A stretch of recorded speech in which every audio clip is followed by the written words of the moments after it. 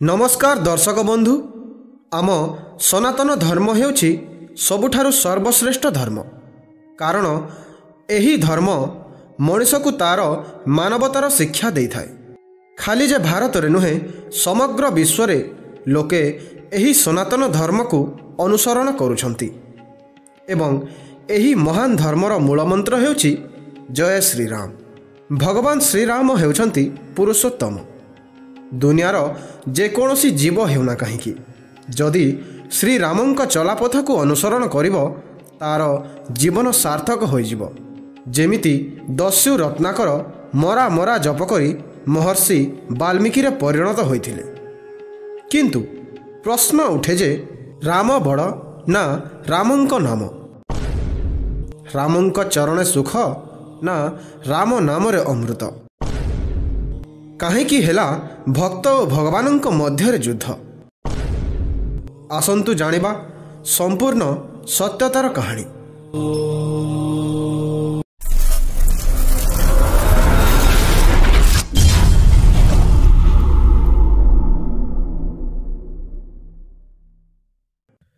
त्रेतया जुगर कथा। थरे सुमेरु पर्वतरे ऋषि मुनिंक एक सभा आयोजन हेउथिला। सही सभारे उपस्थित ऋषि मुनिंक दर्शन अभिलाषे कैवर्त देशर राजा सुकांत सेठाकु जाउथिले। जीवा रास्तारे से महर्षि नारदंकु देखिले। सुकांत नारदंकु प्रणाम कले। नारद पचारिले कुआडे जाउछ? सुकांत कहिले सुमेरु पर्वत को जाउछि। सेठारे ऋषि मुनिंक सभा आयोजित हेउछि। तांकर दर्शन करी जीवन को धन्य करिबी। महर्षि नारद कहिले अति उत्तम, यह तो बहुत भल कथा। हेले सुन, समस्तंकु प्रणाम करिब किंतु ऋषि विश्वामित्रंकु प्रणाम करिब नाही। यह शुणी सुकांत पचारिले एमिति काहिकी? यह तो अपमान हेब। महर्षि कहिले अपमान हेब नाही, कारण विश्वामित्र पूर्वरु जड़े राजा थिले एवं तुमे मध्य जड़े राजा। आउ जड़े राजा अन्य राजा को प्रणाम करने उचित नुहे। यह शुणी सुकांत राजी हो गले एवं सही सभा को पहुँचला परे समस्त ऋषि मुनि को प्रणाम और आदर सत्कार कले। किंतु ऋषि विश्वामित्र को अणदेखा करदेले। सभा मध्यरे विश्वामित्र एपरी व्यवहार देखि अधिक रागिगले। ऋषि विश्वामित्र सही सभाठारु सीधा तांकर शिष्य प्रभु श्री रामंक निकटक गले। रामंक कहिले सुकांत सभा मध्यरे मते अपमानित करिछि, मते लज्जित करिछि। श्रीराम मध्य गुरुंक अपमान सह्य करि पारिले नाही एवं विश्वामित्रंकु कथा देले जे जो व्यक्तिर मुंड तुम सम्मुखरे नई पारिला नहीं ताहार मुंड को मु ता बेकरु अलगा करदेवी। राजा सुकांत एसबु कथा जानी पारिले। राजा सुकांत केमिति निजर जीवन रक्षा करिवे सेइथिपाई दौड़ी दौड़ी नारदंक पाखकु गले। नारद मुनि कहिले तुमको मारिबा लोक कौनसी साधारण लोक नुहंती, से हेउछंती प्रभु श्रीराम। तांकठारु केही भी तुमको रक्षा करि पारिबे नाही, किंतु जणे तुमको रक्षा करि पारिबे से हेउछंती माता अंजना। तुमे तांको पाखकु जाओ, किंतु काहाकु कहिबो नाही जे एसबु मु कहिछि बोली। राजा सुकांत माता अंजनांक पाखकु गले एवं कहिले माता मते रक्षा कर। ऋषि विश्वामित्र मते मारिबा पाई प्रतिज्ञा करिछंती। माता अंजना सुकांत को रक्षा करने पाई कथा देले।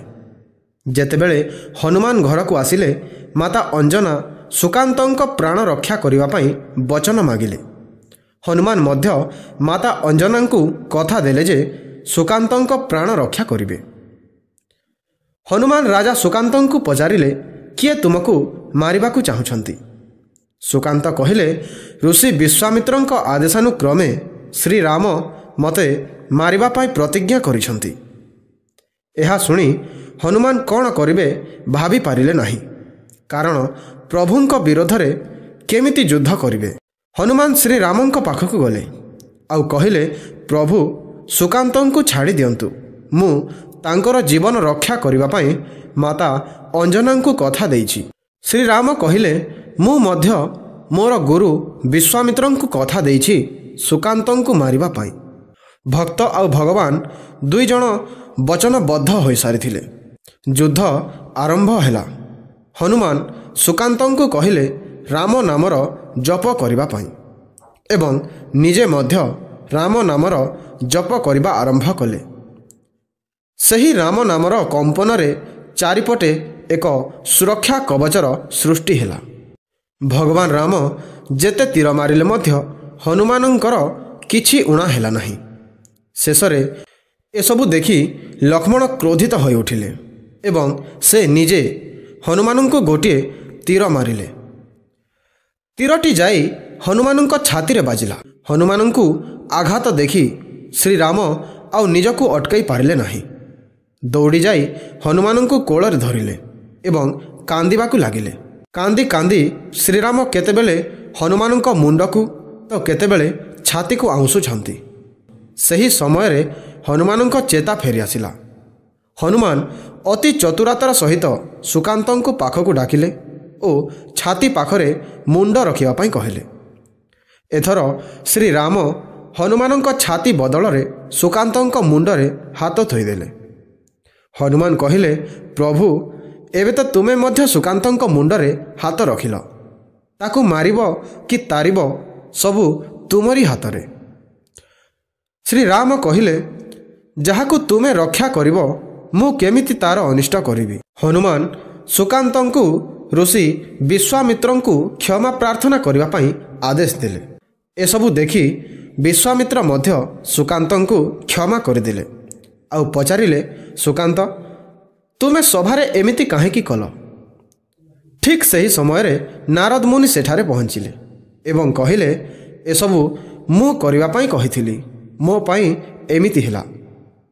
କାରଣ ସମସ୍ତ ପ୍ରଜାଗଣ ଏବଂ ଋଷିମୁନି ସମସ୍ତେ ଭାବି ପାରୁନଥିଲେ ଯେ ରାମ ବଡ଼ ନା ରାମଙ୍କର ନାମ। ଏବେ ସମସ୍ତେ ଜାଣିସାରିଛନ୍ତି ଯେ ରାମଙ୍କ ନାମରେ ହିଁ ମୁକ୍ତି ଅଛି। ରାମ ନାମର ଅମୃତ ହିଁ ଏ ସଂସାରେ ସାର। ତ ବନ୍ଧୁଗଣ, ଏହା ଥିଲା ଶ୍ରୀରାମ ଓ ରାମଙ୍କ ନାମକୁ ନେଇ ଏକ ସୁନ୍ଦର କଥା। ଭିଡ଼ିଓଟି କେମିତି ଲାଗିଲା କମେଣ୍ଟ ମାଧ୍ୟମରେ ଜଣାନ୍ତୁ ଏବଂ ପ୍ରତ୍ୟେକ ସୋମବାର ସକାଳ 9ଟା ଓ ବୁଧବାର ସନ୍ଧ୍ୟା 4ଟାରେ ଗୋଟିଏ ସୁନ୍ଦର କାହାଣୀ ଶୁଣିବା ପାଇଁ ଚ୍ୟାନେଲକୁ ମଧ୍ୟ ସବସ୍କ୍ରାଇବ୍ କରି ରଖିଥାନ୍ତୁ। ଭିଡ଼ିଓକୁ ଶେଷ ଯାଏଁ ଦେଖିଥିବାରୁ ଅଶେଷ ଅଶେଷ ଧନ୍ୟବାଦ।